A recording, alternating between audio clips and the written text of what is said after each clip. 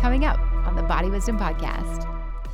And if we feel that we're lacking in an area that they're excelling in, this deep-seated resentment and those insecurities start to come up, and we start to act a certain way towards people that have a trait or quality or lifestyle that we don't have, that we want or we feel like we need, whether we actually do or don't. But media has convinced us that we need that or we want that.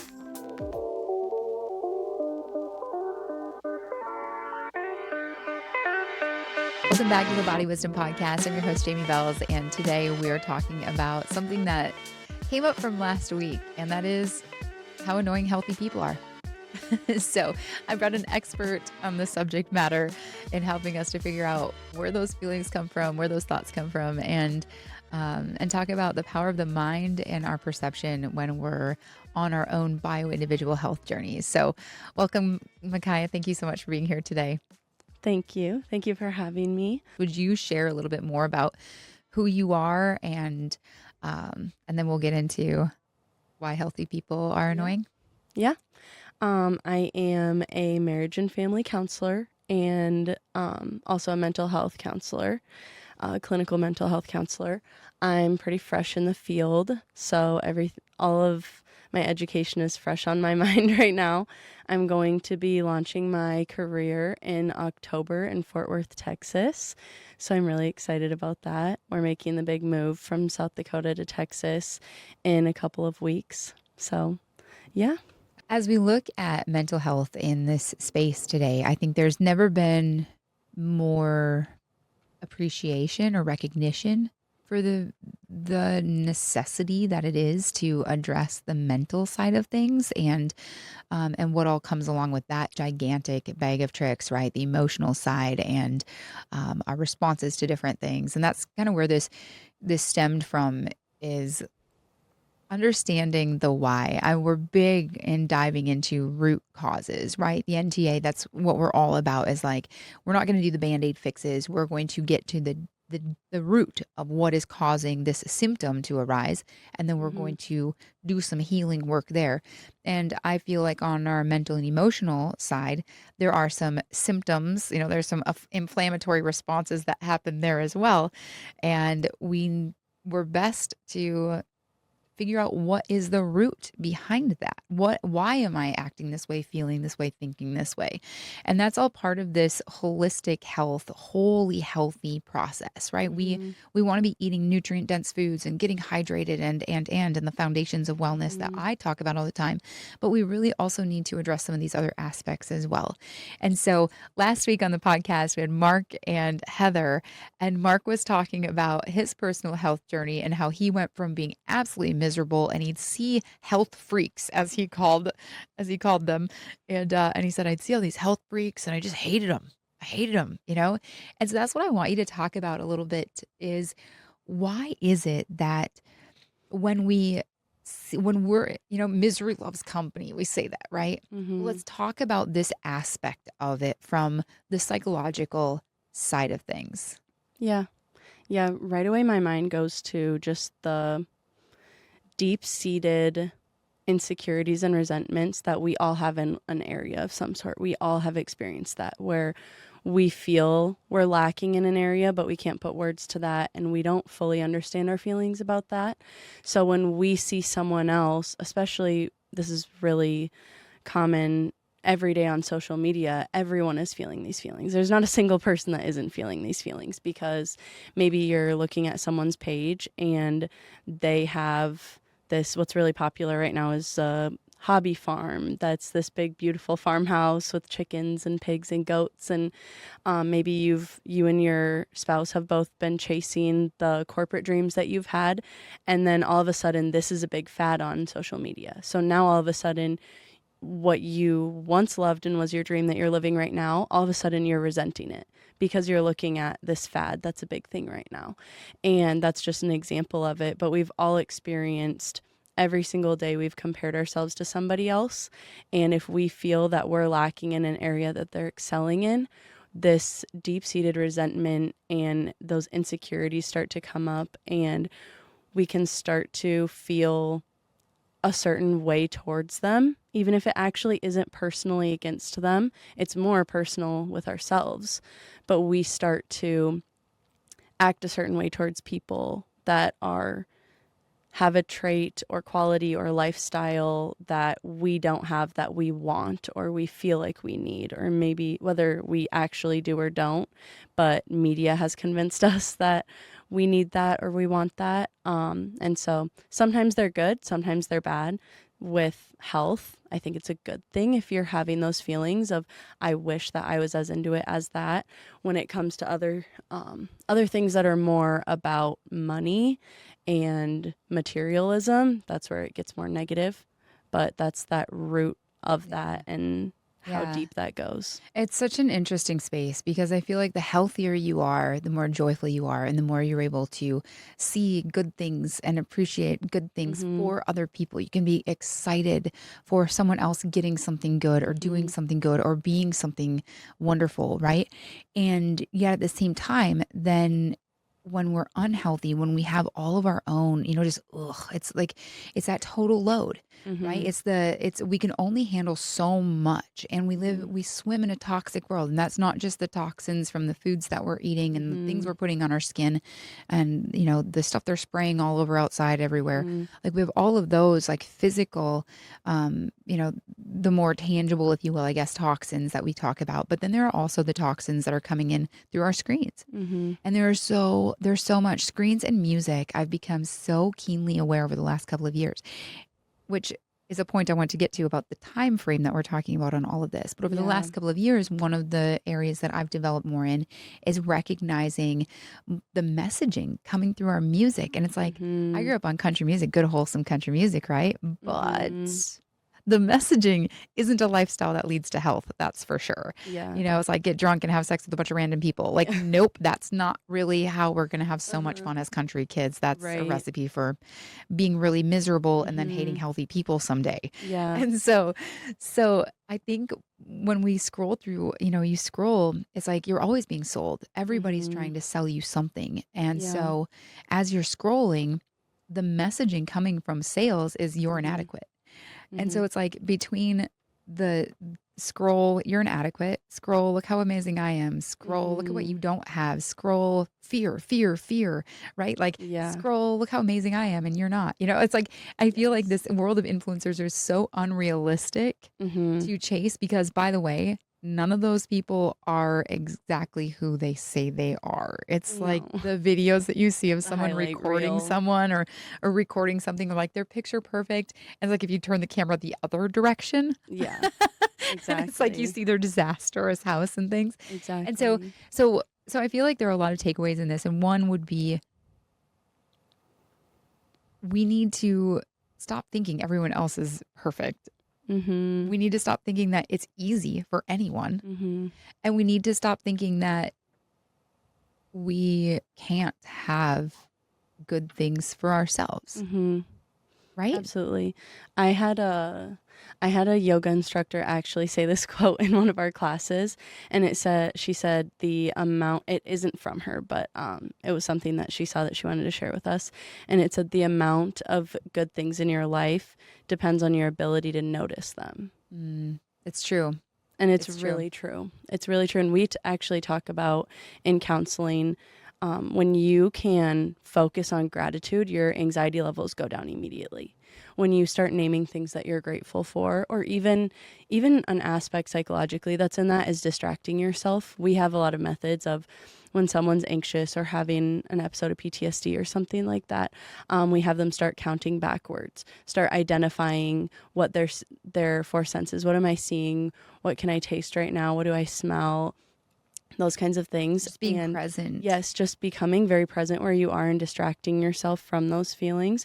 And I think that's a big part of if you are feeling very anxious and you start naming the things that you're grateful for, it just starts rewiring your brain and changing your brain chemistry in real time. That's interesting because it is true. I often will go to a fitness class and I've developed a habit for myself. And this is everyone has to do this on their own. This is a long journey. We'll talk about Mm-hmm. that in just a moment, but everyone has to be their own personal health advocate for Mm-hmm. themselves and has to try to figure it out in their own bio individual way, right? Mhm. I had to do that myself and I'm still working on it. Every one of us is a work in progress until the very end. Mhm. And so that's something that is an interesting thing for me is to go, we like to talk about spectrums, all the spectrums now. And I feel like our own individual health is this spectrum too. Mhm. And so it's like when we're in a gym class and I'll hear somebody complaining about something and it's like, I understand that you look at the person next to you and say, I'm not as flexible. I'm not as strong. I'm not as, and not as, not as. Mhm. And comparison is the thief of joy, right? Mhm. If you could stop to your point and say, there are so many people right now that wish they could get out of bed and make it to the gym. 100%. So many people who wish that they could breathe to Mhm. get Yeah. to a place where they could actually like do cardio. Absolutely. I remember my friend Kay when she was passing away from cancer and she said, I just want to drink wine and go, Mhm. be with friends and have fun with Mhm. people and work out and, Yeah. and just, and so I love the reframing of that. What are some of the ways that people can recognize triggers before they're too far gone? Because I feel like Yeah. once you get down that path of negativity, it's Right. hard to do a U-turn and come on back. It is. It's all perspective. There's two stories that I want to share with you that actually come up in my mind when you say that. Because when you're talking about comparing yourself to others, I worked out in two environments at college. One was the wellness center on campus, and then the other has been at a yoga studio called Be Well. And at Be Well, I'm surrounded by all of these girls doing hot yoga and they're gorgeous. They're all beautiful. It's very intimidating. Some people struggle actually to go to Be Well because of that, because it's a hot room. So everyone's in sports bras and spandex and we've actually, there was one time, speaking of resentfulness, there was someone that went to a class and made a comment on Google about it's just a bunch of young girls in skimpy outfits, and saying that. And Bree, the owner, she actually stood up for everyone and was like, this is a place where no one has to be ashamed. You can wear whatever you want to the space. Whatever you have to do to feel comfortable is what you can do. But it is an intimidating space. That feeling is valid. I've felt it before when being in there and I look at the girl next to me. I'm like, how does she look like that? She looks photoshopped right now. And then I've had the experience where I was working out at the wellness center on campus, and I remember dragging myself to this class that was really a once in a lifetime dance class because it was led by someone from the dance team and it was really fun. It was a dance workout class. And I was complaining about going that day. I did not want to go. I just didn't feel like it. And I dragged myself there and kind of in my head was complaining the whole time that I didn't want to go. And we're in the class and it had started for a couple of minutes and then the door swings open and this girl in a wheelchair wheels herself in all by herself. And she comes and it always makes me emotional talking about this. She comes and she goes in the back row and she just looks so happy to be there. She doesn't look concerned that she was late or anything. And she starts doing the whole workout just with her upper body and doing the whole thing. And I remember thinking, wow, I really complained this whole time. And I was dreading this and I didn't want to come. And I had all these reasons of, I really don't want to go. And I was having all this negativity in my brain. And what did she have to do to get here? And she's so happy. She doesn't look upset at all about what that journey to this class looked like. All I did was put on clothes, walk here, and, and I can actually do everything. I have the ability to use my legs and do this full workout. And I'm complaining in my head right now. I That know. was a huge perspective change for me in life. My sister actually said a couple weeks ago, she said she was told by someone else, and I love sharing wisdom and those things that make you pause and think. And she said, if the entire world threw all of their troubles into a bucket Mm-hmm. and everyone was going to draw one out and that was their bundle of troubles for their life. If Yeah, everyone threw all of them in to draw out a new one, would you participate? absolutely not. Absolutely, positively not. Absolutely not. And think about how many would. Think I about if know. you are someone that is paralyzed from the waist down, absolutely you would. Yeah, You yeah, would I'd roll the probably, dice on yeah, another chance on that. yes, I'd roll the Yeah. dice on being able to move my lower But maybe body. not, because maybe they have the best Right, support system in the right, world and they have amazing parents and right. super good friends Mm-hmm. and their faith Exactly. walk is on point. And Absolutely. it's like that's the idea I think behind Mm-hmm. all of this is stop looking at what everyone else has, because Yes. you don't know their story. Mm-hmm. You have no idea what their struggles and troubles or the work Yeah. that they've had to put in, Mm-hmm. because that's another thing that I think we need to talk about is the timing, the time frame on all Mm-hmm. of this. I've been working on this for, I mean, really, we're all a work in progress for our entire lives, but Yeah. I've been intentionally working on my health for 16 years. Mm-hmm. And that's a long time of Mm-hmm. putting in the effort. And that doesn't mean that if you're listening right now, you're like, oh my gosh, that puts me at what, and you calculate it and you're like, Mm-hmm. "Psh, 16 years from now, Yeah. but that's to where I am today. Yeah. There's low hanging fruit that comes early on that's Yeah. really wonderful, and every single decision we make is either life-giving or it's stealing that Mm-hmm. life from us, the life that we are supposed to and want to live, right? Yeah. Absolutely. And to answer the question that you asked before I told those two stories, just the big difference in it, like I said, is perspective. And like you said with that analogy of pulling a random, and the difference between there probably are those two people, one that's both of them paralyzed from the waist down, and one that would take the gamble and one that wouldn't. And I bet the difference is perspective. One person has looked at, I have this, I have this, I have this, I have this, even though I can't walk, I have all of these beautiful things in my life, versus one person that maybe is just so focused on what they don't have and what they're missing out on in their head. And that really is the difference. That's what makes the difference, is your perspective on it. And it's not to discount what you're going through. I know there's a lot of people that sometimes go too far and are too hard on themselves. I have people that come into sessions and they're like, I bet you deal with way worse than this. A ton of them say that to me when we've been seeing each other for weeks, and they'll say, I bet you deal with way worse than this. And and it always just puts it into perspective for me, because each of them, in my head, I'm like, no, that's really hard. What you're going through is really hard, and it doesn't matter in comparison to what someone else is going through. Your heart is your heart, and that's okay. And if you're someone that's out there, pointing fingers at other people and saying that can't be that hard because I've been through this, you can't have that perspective. Everyone's heart is different and looks different, and the trick is to not get stuck in it. You can acknowledge it and validate that this is hard and this was really difficult to get through. But where you go from there makes the difference. Where you pivot from there. Are you going to stay in that this is really hard? Or are you going to say, this is really hard. What can I do about it? What can I learn from this? Yeah. And I think it's powerful to think, do I want my story to be how hard it was and what took me out? And that's why I bellied up to the bar to tell my story for the rest of my Mm-hmm. life about my, I'm sorry to say, but like my victim story of what happened, Mm-hmm. whether it was a terrible snowmobile accident. I have somebody in mind with that, Mm-hmm. and or all the other reasons why people just Yeah. throw in the towel. It's like, nope, it was too Yeah. hard and Mm-hmm. that's it. And now I'm stuck in this coping pattern. Or do you want to run with the very best underdog story Yeah. because you made it through something Bethany really. Hamilton. That's what Yeah. comes to my mind Yeah. immediately. Yeah. Yes, exactly. Mm-hmm. And so I feel like it's so powerful to recognize that we can do hard things. Mm-hmm.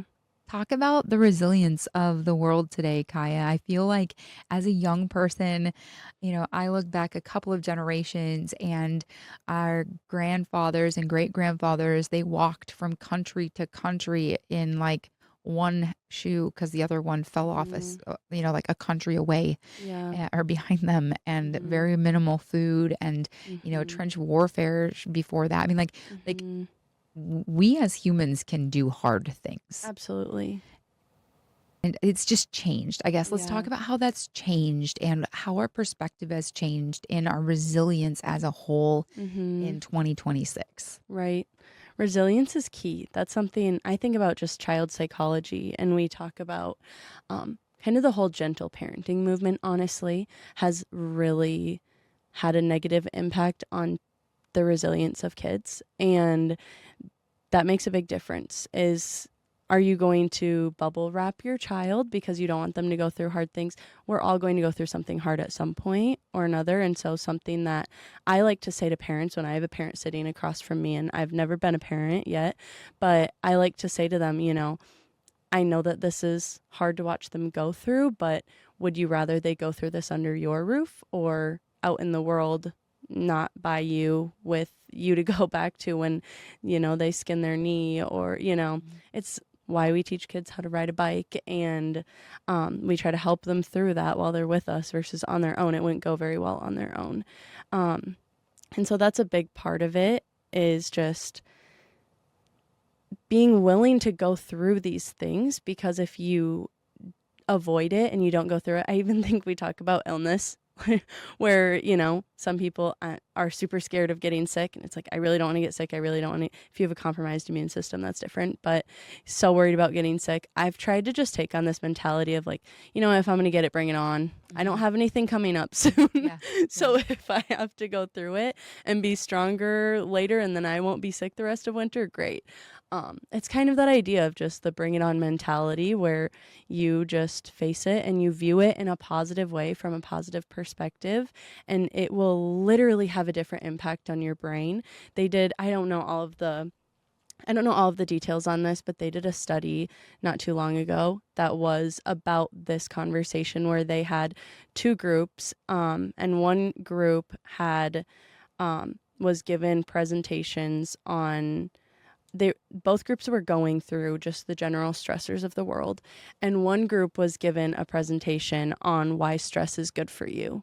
They were given that presentation over a period of time, and they were told why it can be good for you and why it can make you stronger in the long run. And if you can continue to build this resilience against stress, it can be very good for you. The other group wasn't. And then they did physiological tests at the end, psychological tests at the end, and they found that the group that had been learning that stress is good for you was in a completely different mental state than the other group by the end of it. And so your perspective on it, that's what makes the difference. That's the answer, honestly. Yeah, I completely resonate with that, because doing hard things makes us stronger. Mm-hmm. And so when we face hardship, it's like, all right, let me prove I can do this. And then what else is coming next, right? Mm-hmm. And the thing is, when we're talking about health and wellness, it's not complicated, Mm-hmm. but it is hard. It's not easy, Yeah. right? It's tough to, one, change a lot of habits. Mm-hmm. I mean, that's really what this is. I think we should talk quick about change. I talk about change a lot, and about habits, and about every decision that we make. Nothing does nothing. Mm-hmm. Every single decision we make is either life-giving or not. Mm-hmm. And we're going one direction or the other with every single thing that we do, everything we consume through our Mm-hmm. mouths, our noses, our skin, our eyes, our ears. And so let's talk to someone who is like, all right, fair enough. I've been walking around hating on healthy people, but I'm listening to this podcast right now. So definitely want to make some changes in my life. Let's speak about that fear of beginning and feeling like Mm-hmm. you're the only girl in the gym that's not attractive, that you're the only one that this is hard for, right? Yes. Like, let's talk about the stumble start that Mm-hmm. stops so many people right off the blocks. Yes, we like to talk about and call that the fear of being a beginner. And that is so real for so many people. It comes and stems from a fear of failure.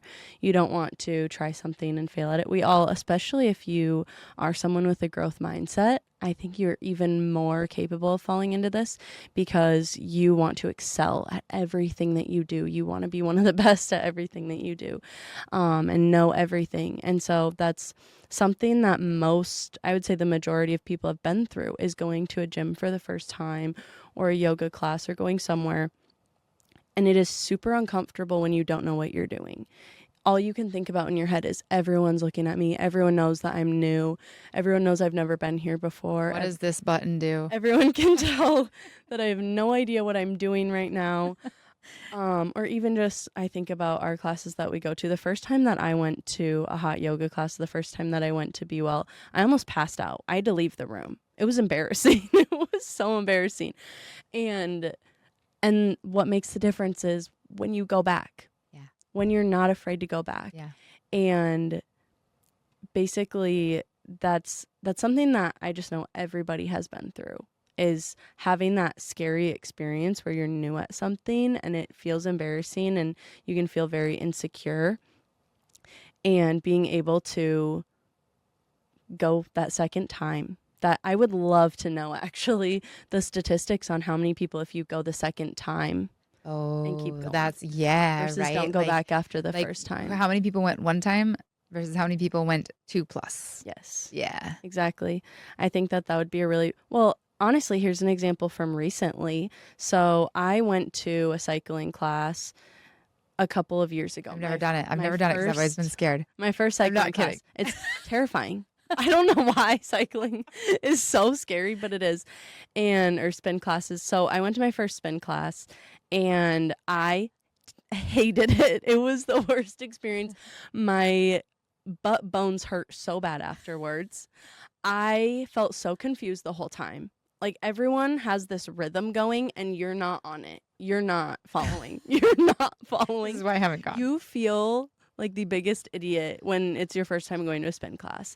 And I didn't go again. I'm not kidding. I didn't go again until my friend Lauren was like, hey, because at Be Well, I get free ride classes with my membership.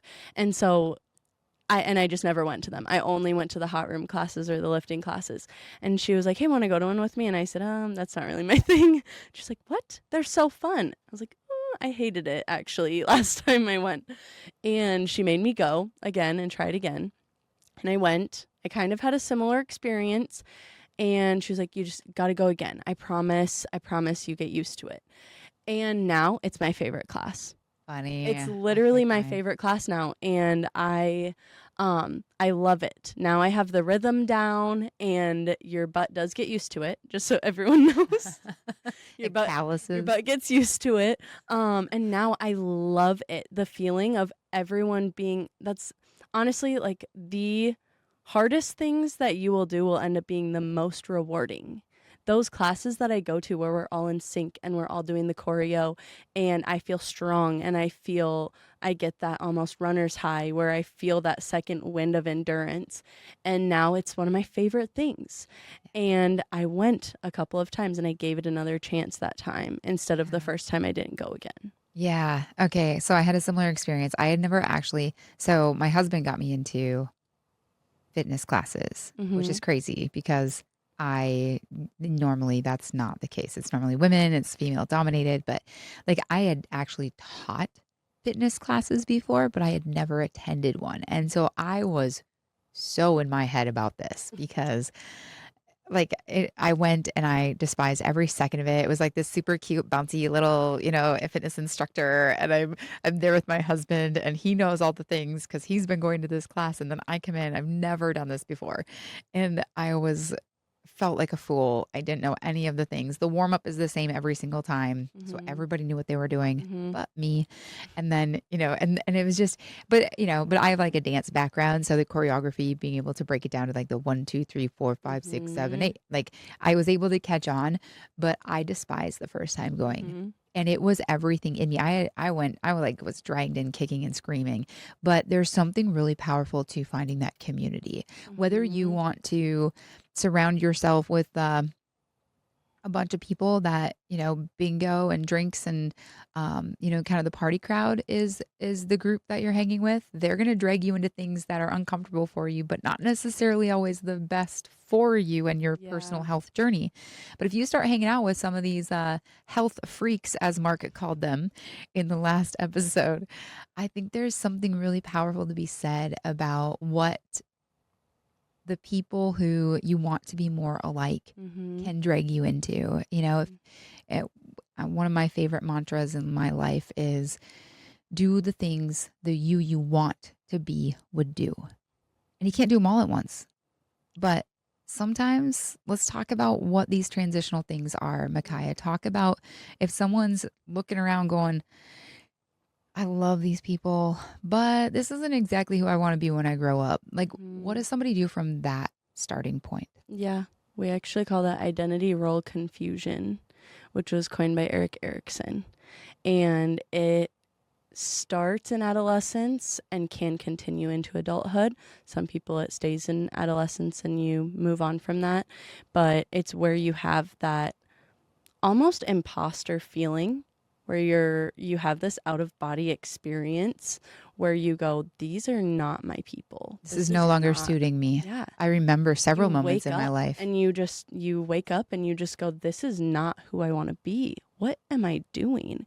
And pivoting from that is very difficult because you've slowly become like those people. And in your entire life, all the things that you've signed up Yes. to do, that you've agreed to do, that Yes. you've done in the past, all of your patterns and Yes. habits, everything is in that cloud. Yeah, we call it not therapist, Gen Z. We call it rebranding. You have to do a rebrand. I You have like to that. completely reinvent yourself now and start over and not be afraid to do that and not be afraid to try something new and to act the part. Fake it till you make it, you know? Yeah. Just start acting the part. Do the things that Who you cares? want to be would do. Yes, and I really do think that the fear in that is all these people that we've talked before about the power of a fresh, clean slate. And I think that's because when you don't get that and you're doing a rebrand of yourself, you're so worried about all these people that know me know that this isn't who I've been being. So Mhm. they're going to look at me and go, "Why are you doing that? You know, this isn't who you are. This isn't, you know." And that voice is in your head that makes you feel like an imposter in what you're doing, which is why when a lot of people have that identity crisis, they move somewhere new. They leave, they flee because it's way easier to just go start over Yeah. because it feels less embarrassing and intimidating to do it when you get this fresh group of people, this fresh place, a clean slate of people that have no idea who you are. It's powerful to burn the ship. Mm-hmm. And that doesn't mean that you have to say goodbye to those relationships because I'm so thankful for every group of people in every season of life Mm-hmm. that I've been able to walk through Mm-hmm. those with. And, I still kind of do it a little bit more the old fashioned way because I'm not on social media.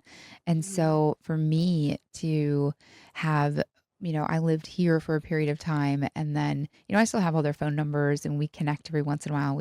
Every year or so, there are people Mm-hmm. that I call, we pick up right where we left off and still have these relationships, but I'm not on social media, so I don't actually keep my, my threads back to all of these Yeah. different groups. And it is really an interesting thing to contemplate how burning the ship, the idea of, um, you know, uh, an ancient explorer. I don't remember who it was or what the story is anymore, but I remember the meaning of it is, they landed on this at this new land and they said, whatever this is going to be our home. We are here to stay. We're going to make this work, burn the ships. We're not going back. Yeah. And it's such a powerful analogy for each of us when we have that realization that, I need a fresh new start. I need to cut off, there's Dr. Henry Cloud has the book Necessary Endings.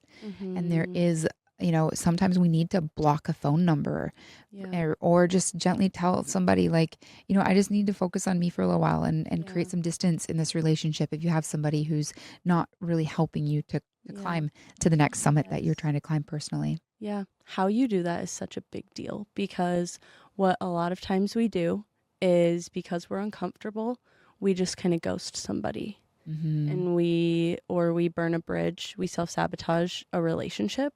We have a little relational sabotage where we in our subconscious we know I need to cut this tie. It's not bringing me in a good direction. So we end in conflict. We And now we create, create we an look for enemy. reasons to justify breaking up with that Yes, person, whether it's just exactly. a friendship, a Hmm. romantic relationship, whatever. Yes, It's, yeah, absolutely. yeah. Instead of I just made a post about this on my page, but it was about it's okay for friendships to be seasonal. There's different friendships. There's a book actually. It's called You Need Friends. It's by Jake Thurston. And I listened to him lecture at a retreat last fall. And he talks about this. He has this whole diagram that explains how you have friendships that are your ride or dies. And it's only going to be one, maybe two people. You're lucky if you have one of these people where you agree on almost everything. This person's usually family. You have a similar mindset and you can tell them anything and it's not going to get used against you. You know, it's going to, you can just completely be yourself. And then you have friendships, like you start to just have more of an arm's length as that list of friendship goes on. And you have some friendships where you can't fully trust them and you don't want to fully be like them, but you still want to keep that friendship. This comes in faith when you have friendships where you're trying to share the gospel with somebody and you also don't want to become like them. So it's kind of this arm's length relationship where you try not to spend too much time with them because you don't want to become just like them, but also you don't want to be rude and cut that person off. You know what I mean? You still like them as a human being and you still want to have a relationship with them, and that's okay. We have this all or nothing mindset where it's either you're in or you're out, and that's where a lot of hurt can happen and a lot of damage can happen versus just being honest with someone. That was one of the biggest growing up, was having a relationship with one of my college roommates when I realized, okay, I need to grow up and I need to start being an adult and have different priorities than just being a college girl, you know? And so I just remember one day we sat in our dorm and just had this very understanding conversation of, I think we're going in different directions and that's okay. And because of that, we don't have any, you know, quote unquote beef or anything like that because it ended so beautifully and with respect instead of just ghosting each other or, you know, fighting. And so that's just a big testament to realizing when a season is ending with someone and accepting that for what it is, and it doesn't have to be the end of the world. And doing hard things involves having hard conversations with yourself and others. Being able to communicate openly about your needs and who you are, and you can invite that person along. You know, I always have this image. It's funny. I'm actually going to grab it because I saw this. I put a flag on it for the 4th of July episode, and I haven't taken off. But like this, totally didn't plan on busting that out. But this is how I view it. I'm like, you're always this person. Somebody's pulling you up, and you're pulling somebody else up. Like, and if we view it that way. So true. And invite, you know, we're always reaching up. We always need mentors. Like, who do you want to be alike? And if you have somebody that is in that position who is kindly willing to share their wisdom and help you along, my goodness, reach one hand up to them and reach one hand back to the person that's maybe trailing you by a little bit and be like, hey, come on, let me show you what I figured out. And that's why I'm doing this podcast. That's why all of it is because I figured some things out that worked for me and helped to revolutionize my life slowly and steadily over time. Key words to remember here because it's so easy to look at somebody like, I want everything they have and I want it now, you know, but we can't look at it that way. That's why we end up hating health freaks, right? Because it's undeniable that our knees hurt or our, you know, gut is distended and in pain and just, I think it's powerful to recognize that we're all in this together. And if we all stop looking at everybody else and hating them for what they have and we don't have, but instead look at what do they have that could benefit me and what do I have that could benefit them? Because we all have something to give and we all have our own needs.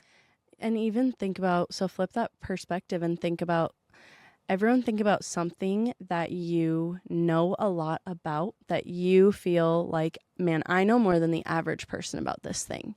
If someone came to you and said, hey, I really want to learn more about this. You know, I really have been wanting to get into this, but I'm kind of scared and it's really intimidating. Would you really look at that person and laugh at them or scoff at them? No, you would be so excited. Like, wow, someone came to me because they think I know a lot about this subject and they want to learn from me. You would be so flattered and feel so recognized and want to share that. And so don't be afraid to, if you see someone that you feel those feelings of jealousy or envy, let that simmer for a second. Recognize those feelings. It's okay to have them, that those are coming up. Find out where they're coming from and then go, you know what? I'm going to set my pride aside and my ego aside, and I'm going to reach out and ask this person what they do. Yeah. And they will be so flattered. I had someone, it was after I started going to yoga more and really focusing on my diet and really taking control. And I had someone that was just like, what do you do? You know, what do you do? I really want to look like you. I really want to do what you're doing. And I was so flattered. It was so nice to hear. I didn't sit from this, high place where I'm going to, gatekeep or anything like that. And so think about it in that perspective when you're feeling those feelings and you are feeling jealous of someone. Instead of simmering in that, sitting in that, reach out to them and talk to them about it. Yeah, and bring them joy. I'll never forget when I met my friend Danielle in high school. She was the new girl in school, and one of the first days, she's like, the first time I saw you, I was like, I want to be friends with her. And it's like, could you imagine if we lived our lives like that? We see someone, and instead of being jealous and spiteful, we're like, I want to get to know them. Mm-hmm. What a fun, different way of looking at it. I've seen jokes on social media about that, about your best friends in life. Sometimes you both, before you become friends, have this moment of, oh, that girl's so pretty. She's so funny. I want to be her friend, and do it. Don't just sit and being jealous of them. Yeah. Yes. Micaiah, thank you so much for your time today. This has been a really fun conversation. Mark, I got to tell you, thank you for sparking this and just being wholly and openly you. I love that you're rebranding as a health freak, and that we're over here with open arms to be able to walk that journey with you the entire way. Do you have any closing thoughts today, Micaiah? I don't think so. I think how I ended that was my closing thought, but probably just my takeaway from the whole thing would be acknowledge these feelings that are coming up and talk about them so you don't let them just become these demons in your head that are just circling in your mind all the time and bringing you into a really dark place. Talk to somebody about it. Talk to that person that you have that you can trust with those things, and acknowledge those thoughts that are coming up in you so that you can then tackle them and figure out what to do with them and have a positive perspective rather than sitting in that negativity. Thank you so much. And if you're listening right now, I'm going to put some links in the description of this episode so that you can have some starting points. We'll start with the rapid replay series. Wherever you're at, I had to be met exactly where I was when I started. And every day I need to be met exactly where I am today. And so wherever you're at, we've got a plan for you to move forward, and we're all in this together. The world doesn't get better without you. So we need everybody all in. And thank you so much for joining us. Micaiah, thank you for being here today. Thank you. And I'll see you back here next week on the Body Wisdom Podcast. Have a great rest of your day.